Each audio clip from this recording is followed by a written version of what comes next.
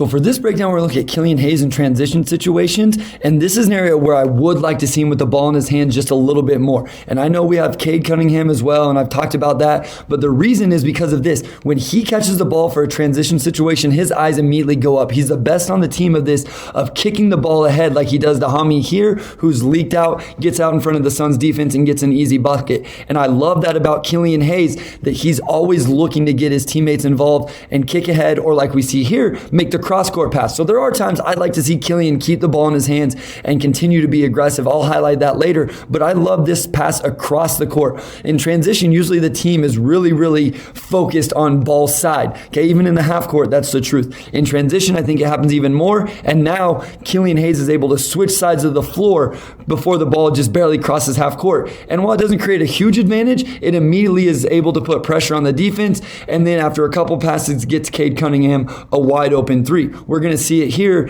in the Thunder game with his ability to just push the ball and go. And one aspect I think we've started to see from him is some speed and explosiveness to just really get out and go here as he blows by Josh Giddey and puts a lot of pressure on the Thunder defense. Look at the focus that he's got from 5 guys on the Thunder defense here in transition, and it doesn't create anything for him, but it gets an unsettled defense that Jeremy Grant attacks, and then one more pass to Cade Cunningham. And again, he's the beneficiary of Killian Hayes pushing the ball in transition and making good decision with the ball in his hands.